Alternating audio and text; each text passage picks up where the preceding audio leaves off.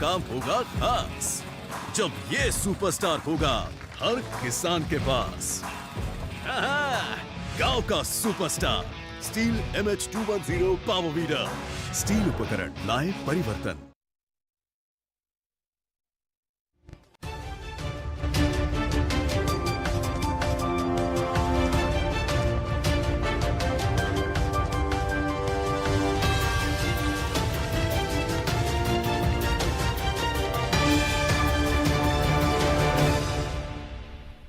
કરી દીધા છે।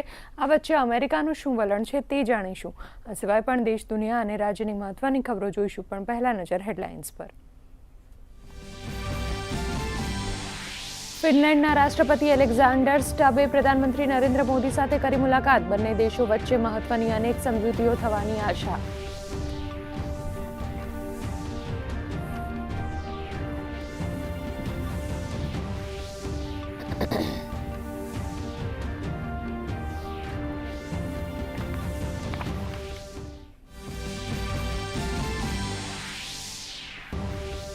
બિહારને મળશે નવા મુખ્યમંત્રી, નીતિશ કુમાર જશે રાજ્યસભા। વિશ્વાસ અને સમર્થન માટે નીતિશ કુમારે પક્ષના કાર્યકરોનો માન્યો આભાર।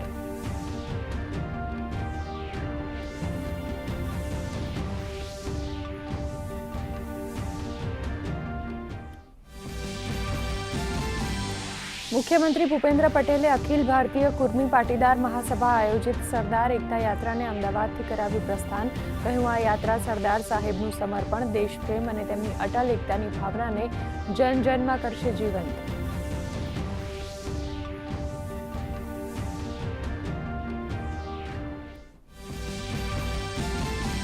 પ્રદેશ ભાજપા અધ્યક્ષ જગદીશ વિશ્વકર્માએ અમદાવાદના નિકોલ વિસ્તારના કમ્યુનિટી હેલ્થ સેન્ટર સહિત ₹97 કરોડના વિવિધ વિકાસ કાર્યોનું કર્યું લોકાર્પણ અને ખાતમુહૂર્ત। કહ્યું, નાગરિકોને આધુનિક સુવિધાઓ ઉપલબ્ધ કરાવવામાં આ વિકાસ કાર્યો થશે મહત્વપૂર્ણ સાબિત।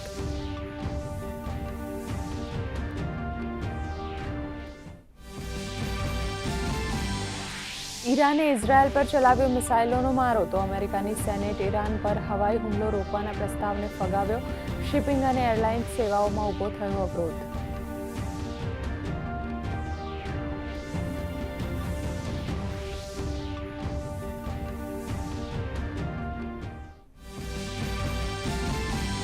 નેપાળમાં સંસદીય ચૂંટણી માટે ચાલી રહ્યું છે મતદાન। જેનઝી આંદોલન બાદ પહેલી વખત યોજાઈ રહેલી ચૂંટણીમાં દિગ્ગજ નેતાઓનું રાજકીય ભાવિ લાગી દાવ પર।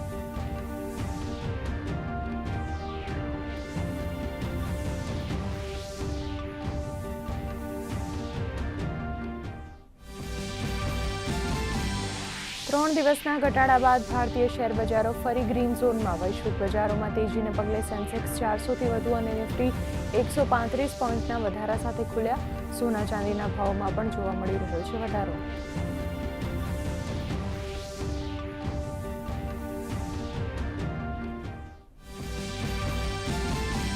T20 ક્રિકેટ વર્લ્ડ કપમાં આજે ભારત અને ઇંગ્લેન્ડ વચ્ચે મુંબઈના વાનખેડે સ્ટેડિયમમાં રમાશે બીજી સેમીફાઇનલ મેચ। ભારત આજની મેચ જીતશે તો 8 માર્ચે નરેન્દ્ર મોદી સ્ટેડિયમમાં થશે ફાઇનલ મુકાબલો।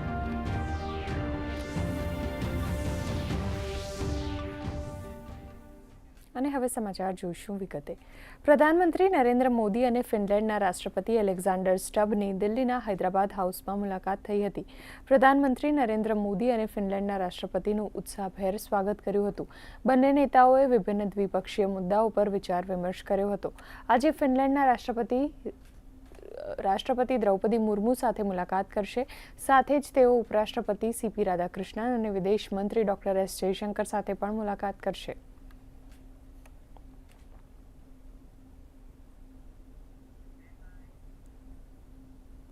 ભારતની ભૂ રાજકીય અને ભૂ આર્થિક પરિષદ રાયસીના સંવાદની 11મી આવૃત્તિ આજે નવી દિલ્હીમાં શરૂ થશે। 3 દિવસના આ સંમેલનમાં વૈશ્વિક નેતાઓ, નીતિ નિર્માતાઓ અને નિષ્ણાંતો આંતરરાષ્ટ્રીય સ્તરે મહત્વપૂર્ણ મુદ્દાઓ અને વ્યૂહાત્મક સહયોગ પર ચર્ચા વિચારણા કરશે। વર્ષ 2026નો વિષય સંસ્કાર, અભિકથન, સામંજસ્ય, ઉન્નતિ છે, જે વર્તમાન વૈશ્વિક પરિસ્થિતિને પ્રતિબિંબિત કરે છે। રાયસીના સંવાદનું આયોજન વિદેશ મંત્રાલયના સહયોગથી ઓબ્ઝર્વર રિસર્ચ ફાઉન્ડેશન દ્વારા કરવામાં આવી રહ્યું છે। સંમેલનમાં ઇન્ડો પેસિફિક રણનીતિ, નવીન ટેકનોલોજી, સાયબર સુરક્ષા, ઉર્જા સુરક્ષા જેવા મહત્વપૂર્ણ વિષયો પર ચર્ચા કરવામાં આવશે।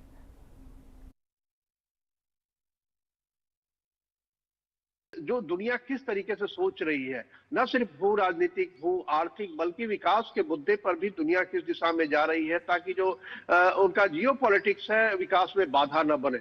तो इस लिहाज से हर साल जो है एक महत्वपूर्ण जो की नोट स्पीकर आते हैं, वो अपने विचार रखते हैं, और उसके बाद जो कई अन्य जो नेता आते हैं, कई अन्य देशों के नेता आते हैं, जैसे कि अभी मॉरिशस के विदेश मंत्री भी यहाँ पहुंचे हैं, उसके अलावा भूटान के आएंगे, इसी तरह से कई नेता हैं।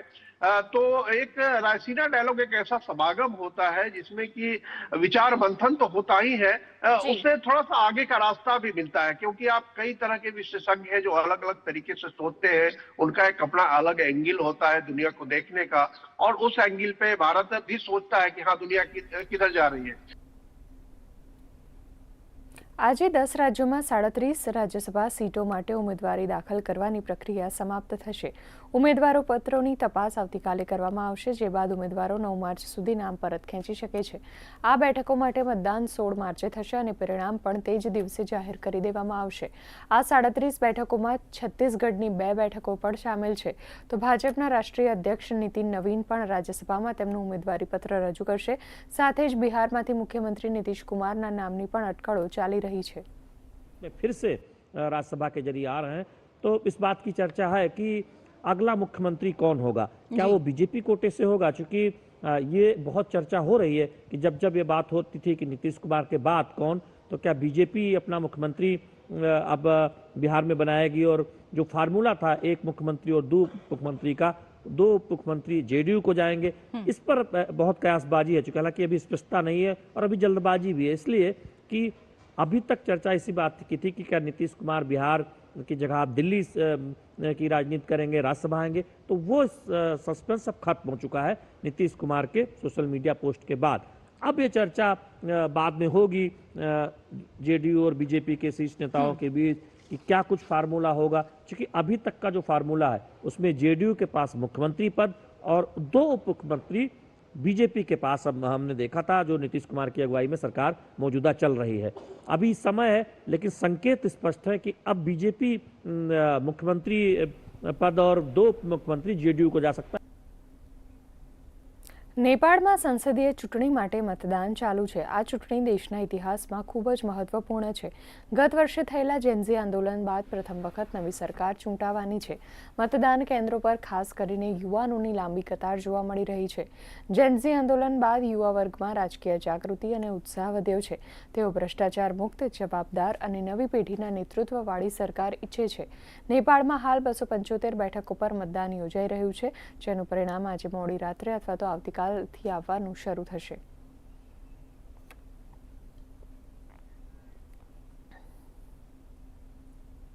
અમેરિકાએ શ્રીલંકાના દક્ષિણ તટ નજીક ઈરાનના યુદ્ધ જહાજ આઇરિસ ડેનાને સબમરીન દ્વારા ટોર્પીડો હુમલાથી ડૂબાડ્યું હોવાનો સત્તાવાર દાવો કર્યો છે.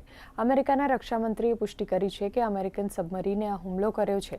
આ બીજા વિશ્વયુદ્ધ પછી પ્રથમ વખત ટોર્પીડો દ્વારા દુશ્મન જહાજ ડૂબાડવાની ઘટના છે. આ જહાજ પર લગભગ 180 લોકો સવાર હતા.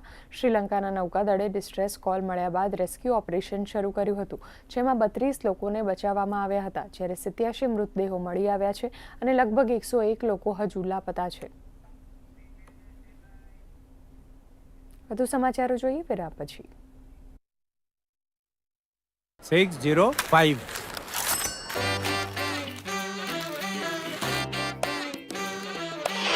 बदलो बदलो आदत बदलो.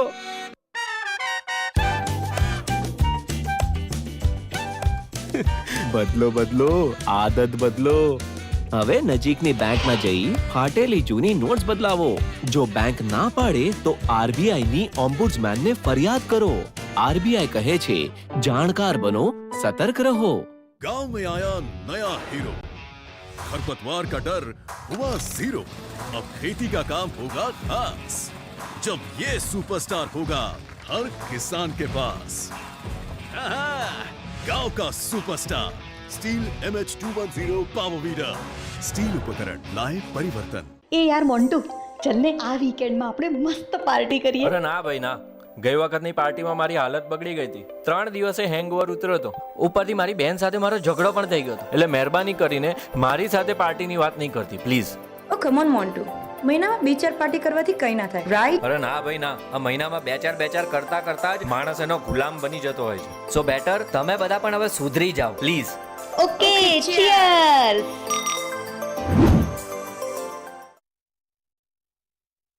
આરોગ્યની સંભાળ, કારકિર્દીનો વિચાર,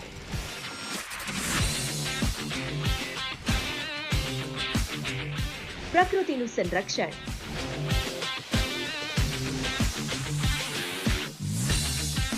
સ્વાસ્થ્યનું રક્ષણ,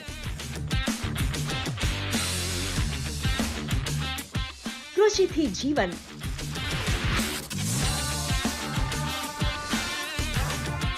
સંસ્કૃતિનું સંવર્ધન.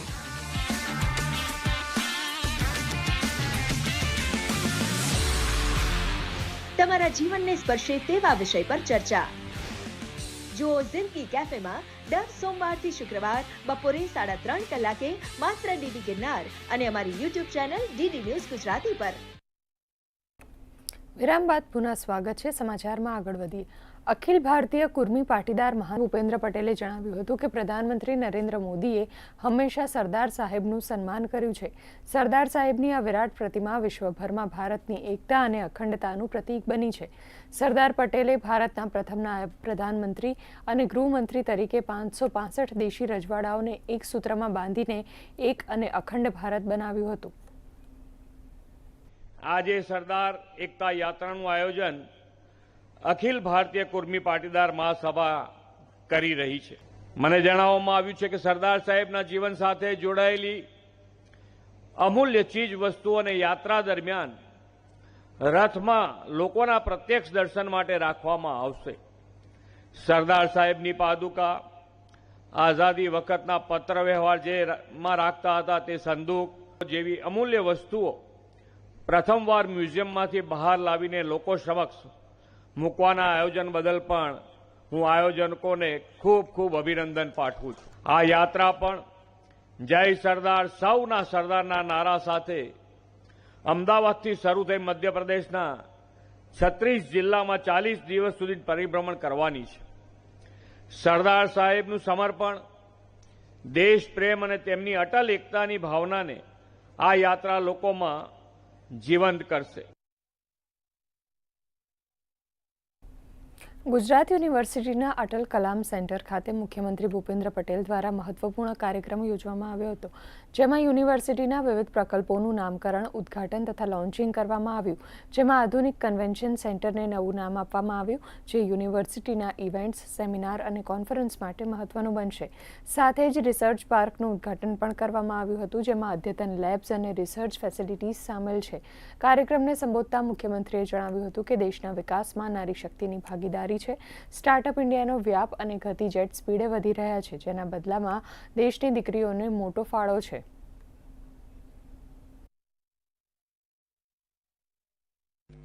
આજે અગણિત સિદ્ધિઓમાં વધુ 3 નવા આયામો જોડાવાના છે. સૌપ્રથમ ગુજરાત યુનિવર્સિટી નારી રત્ન વિદ્યા ગૌરી નીલકંઠના નામ સાથે ગુજરાત યુનિવર્સિટીનું કન્વેન્શન સેન્ટર કાર્યરત થયું છે. ધ્રુવ કમલ રિસર્ચ પાર્કની શરૂઆત અને રાજ્યમાં હર સ્ટાર્ટઅપના 5મા સંસ્કરણનો પ્રારંભ પણ આજે થયો છે.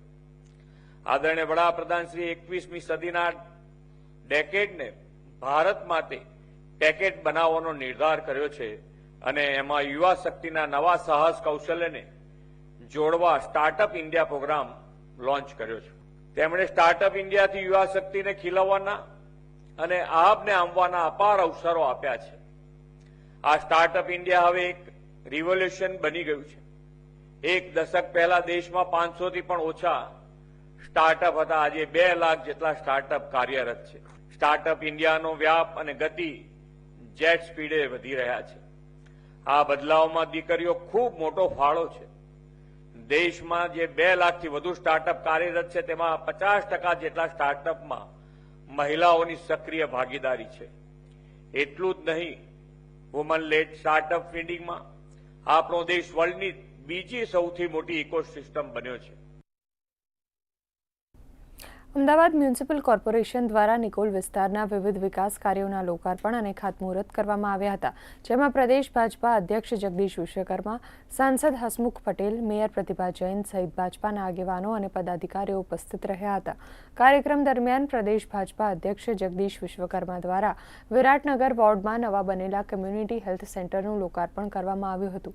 સાથે જ તેઓએ સેન્ટરમાં ઉપલબ્ધ આરોગ્યલક્ષી સેવાઓ અંગે અધિકારીઓ પાસેથી માહિતી મેળવી હતી. આ ઉપરાંત વિસ્તારના વિકાસ માટે અંદાજિત 97 કરોડ રૂપિયાના વિવિધ પ્રકલ્પોની ભેટ પણ આપી હતી.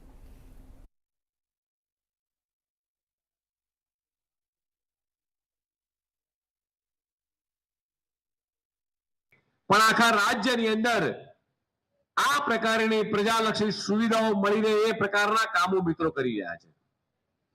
તમે કદાચ આજુબાજુમાં મોટી મોટી હોસ્પિટલમાં જાઓ, પણ તમને લાગે કે મારે બ્લડ ટેસ્ટ કરાવવા છે, બ્લડ ટેસ્ટ ખૂબ મોંઘા છે, આખી બોડી ચેકઅપ કરાવવું છે, એટલે કે બહાર પ્રાઇવેટ હોસ્પિટલમાં જાઓ તો 15-20 હજાર રૂપિયા લે.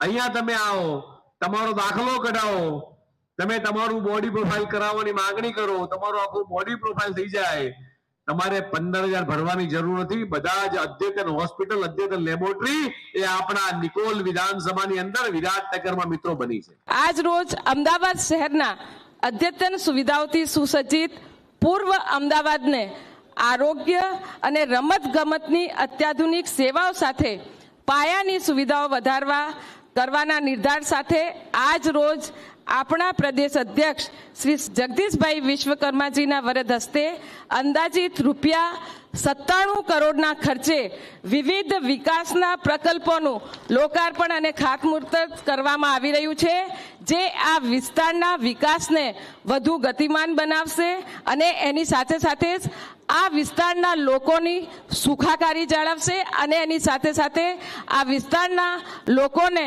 દરેક પ્રકારની સુવિધાઓનો લાભ મળશે. વલસાડ જિલ્લાના ધરમપુર ખેરગામ રોડથી શરૂ થઈ કરંજવેરીને જોડતો રસ્તો ખૂબ જ અગત્યનો છે.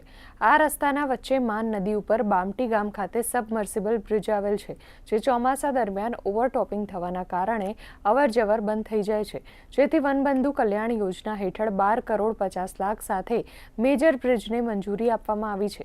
ત્યારે આ બ્રિજ માટેનું ખાતમુહૂર્ત રાજ્યના નાણામંત્રી કનુભાઈ દેસાઈ, આદિજાતિ મંત્રી નરેશ પટેલ અને સાંસદ ધવલ પટેલ દ્વારા કરવામાં આવ્યું હતું. આ મહત્વાકાંક્ષી પ્રોજેક્ટ દ્વારા વિસ્તારની આશરે 24,000 જેટલી વસ્તીને સુરક્ષિત અને સુગમ પરિવહન સુવિધા ઉપલબ્ધ થશે. આજે ધરમપુરના બામટી ખાતે માન નદી પર લગભગ 12.50 કરોડના ખર્ચે જે એક નવા બ્રિજનું કામ શરૂ થવા જઈ રહ્યું છે, તેનું ખાતમુહૂર્ત કરવામાં આવ્યું અને એ બ્રિજ જલ્દીમાં જલ્દી પૂર્ણ થાય એ રીતે એની કામગીરી શરૂ થઈ છે. આણંદના નામણ ગામે પ્રાથમિક કન્યા શાળા ખાતે મંત્રી કમલેશ પટેલના અધ્યક્ષ સ્થાને સેવા સેતુ કાર્યક્રમનું આયોજન કરવામાં આવ્યું હતું. લોકોના કામોનો ઝડપી નિકાલ થાય તે માટે ગ્રામ્ય કક્ષાએ સ્થળ પર જ વહીવટીતંત્ર દ્વારા લોકોના વ્યક્તિગત પ્રશ્નોનો નિકાલ કરવામાં આવ્યો હતો, જેમાં લાભાર્થીઓને સ્થળ ઉપર આધાર કાર્ડ, મા અમૃતમ કાર્ડ, મા વાત્સલ્ય કાર્ડ, રેશન કાર્ડ સહિત પ્રમાણપત્રો આપવામાં આવ્યા હતા. સેવા સેતુ કાર્યક્રમ અંતર્ગત મંત્રી કમલેશ પટેલે રૂબરૂ નિરીક્ષણ કરી વધુમાં વધુ લાભાર્થીઓને સહાય મળે તેવા પ્રયાસો કર્યા હતા. ગુજરાત સરકાર દ્વારા આજ રોજ જે સેવા સેતુનું આયોજન થઈ રહ્યું છે, એમાં સરકારની બધી જ વિવિધ યોજનાઓના લાભ ઘર આંગણે પ્રાપ્ત થાય અને ઘર આંગણે જ બધાને લાભના એવોર્ડ મળે એની ચિંતા આજે સરકાર કરી છે. આદરણીય ભૂપેન્દ્રભાઈ પટેલ સાહેબ, આદરણીય નાયબ મુખ્યમંત્રી હર્ષભાઈ સંઘવી સાહેબના નેતૃત્વમાં ગુજરાત સરકાર દ્વારા આજે ગુજરાતના બધા જ ગામોમાં સેવા સેતુનું આયોજન થઈ રહ્યું છે. મિડ ડે ન્યૂઝમાં રોકાઈએ એક વિરામ માટે. गांव में आया नया हीरो, खरपतवार का डर हुआ जीरो. अब खेती का काम होगा खास, जब ये सुपरस्टार होगा हर किसान के पास. गांव का superstar steel MH210 power weeder. Steel उपकरण लाए परिवर्तन. आत्मनिर्भर गुजरातना अभिगम साथे બેસ્ટ પરફોર્મન્સના સંકલ્પ સાથે, માનનીય વડાપ્રધાન શ્રી નરેન્દ્રભાઈ મોદીના વિઝન સાથે અને માનનીય મુખ્યમંત્રી શ્રી ભૂપેન્દ્રભાઈ પટેલના નેતૃત્વમાં યુવા વિકાસના નવા અધ્યાય લખી રહ્યું છે ગુજરાત, જ્યાં યુવાનો સ્વાવલંબી બની રહ્યા છે, પોતાનું ભવિષ્ય જાતે લખી રહ્યા છે, ઇનોવેટિવ આઈડિયાઝથી જોબ ગિવર બની રહ્યા છે. આ યુવાનો હવે કામમાં કુશળતા મેળવીને સપના પૂરા કરી રહ્યા છે. યુવાનો ભણતરથી આગળ વધીને ઘડતર સાથે ઇન્ડસ્ટ્રી રેડી બની રહ્યા છે. સ્પોર્ટ્સ અહીંયા ફક્ત એક્ટિવિટી નથી, સંસ્કૃતિ છે. એટલે જ તો હવે અહીંયા શહેરો ઓલિમ્પિક રેડી સિટી બનવા તરફ ડગ માંડી રહ્યા છે અને ગુજરાત તૈયાર થઈ રહ્યું છે કોમનવેલ્થ 2030ની યજમાની કરવા. બસ આમ જ યુવા વિકાસની સાફલ્ય ગાથાઓ લખી રહી છે ગુજરાત સરકાર. વિકસિત ભારત માટે વિકસિત Gujarat. Welcome. Excuse me. Hello friends, આજે મારા દીકરા મોન્ટીના જન્મદિવસ પ્રસંગે હું એને એની મનપસંદ બાઇક એક્સક્યુઝ મી પપ્પા, મને બાઇક નથી જોઈતી. જો તમારે મને ગિફ્ટ જ આપવી હોય તો બધાની વચ્ચે વચન આપો કે આજ પછી તમે દારૂ નહીં પીઓ. પ્રોમિસ. દારૂથી રહો દૂર, જિંદગી બનાવો મધુર. નશો નાશનું મૂળ છે. कहानी नहीं बदली, स्टाइल गया है बदल. जो कहानियां हम सुनते आए, देखते आए, अब वही वैसी ही कहानी सुनाएगा डिजिटल. આજે જ ડાઉનલોડ કરો OTT વેવ્સ. નિહાળો મનોરંજન નિઃશુલ્ક.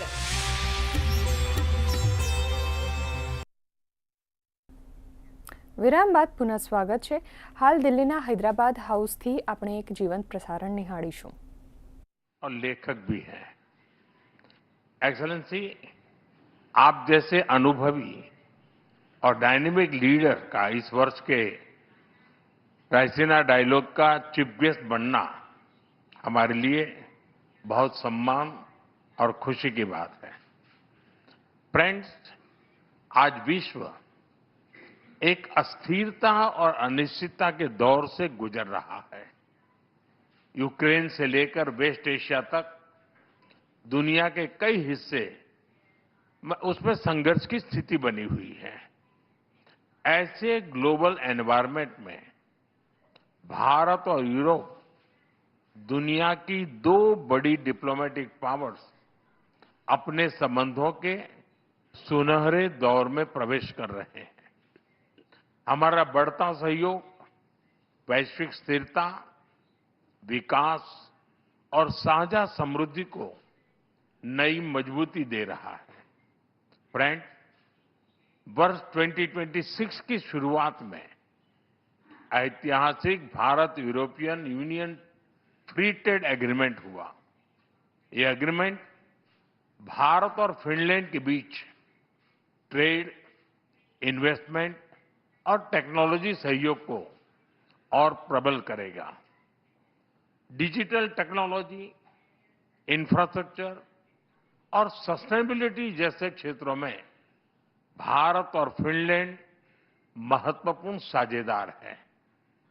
नोकिया के मोबाइल फोन और टेलीकॉम नेटवर्क ने करोड़ों भारतीयों को जोड़ा है. फिनलैंड के आर्किटेक्ट के सहयोग से हमने चिनाब नदी पर विश्व का सबसे ऊंचा रेलवे ब्रिज बनाया है.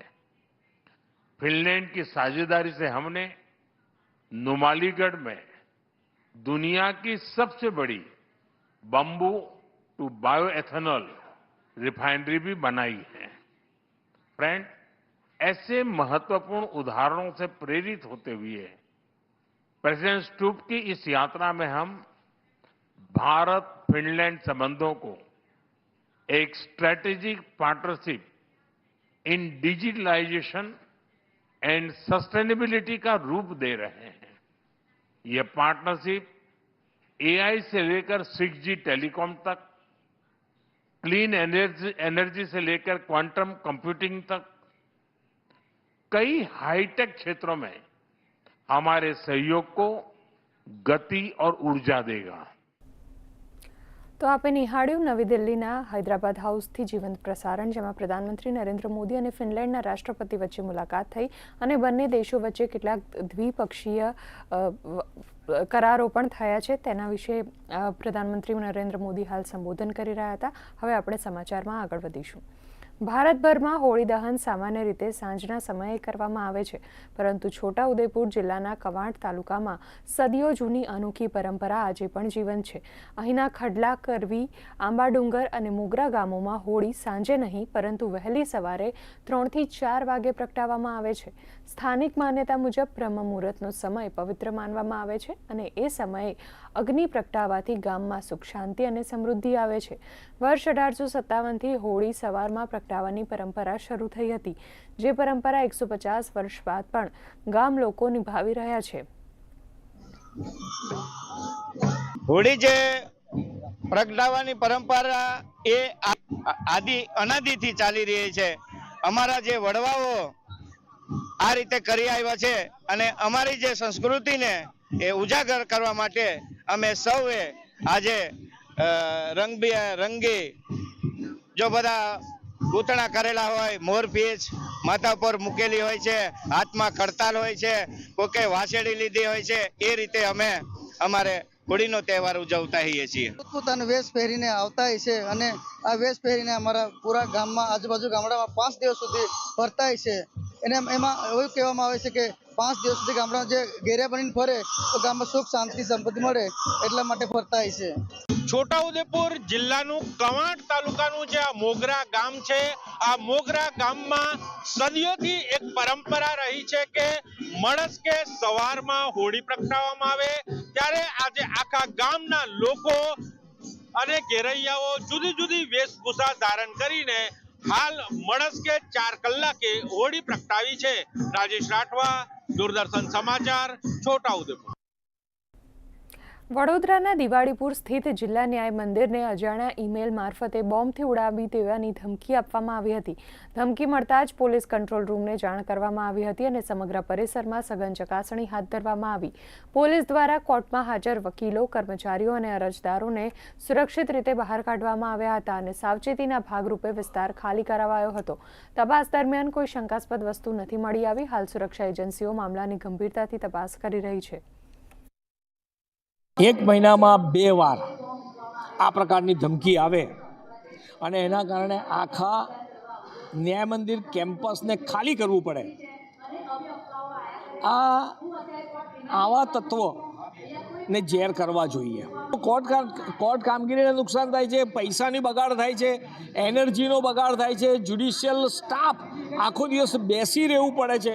આપણે એવું કહી શકીએ કે બાકીનો જે કંઈ સ્ટાફ છે ક્લેરિકલ, એણે બેસી રહેવું પડે છે. બધાના દિવસ બગડે છે. દર્શક મિત્રો, દૂરદર્શનના વિશેષ કાર્યક્રમ જિંદગી કેફેમાં આજે ખૂબ જ ઉપયોગી વિષય આરોગ્ય, પરંપરા અને રોજગાર, ઔષધીય વનસ્પતિની ભૂમિકા પર વિશેષ ચર્ચા કરવામાં આવશે.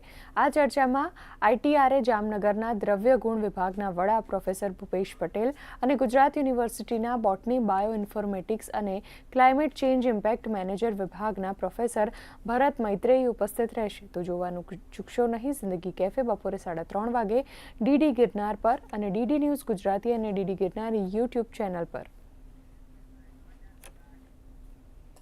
આ સાથે જ મિડ ડે ન્યૂઝ અહીં સમાપ્ત થાય છે. નમસ્કાર.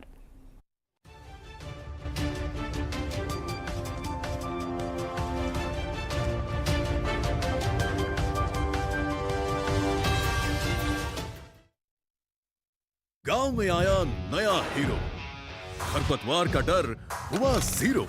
अब खेती का काम होगा खास, जब ये सुपरस्टार होगा हर किसान के पास.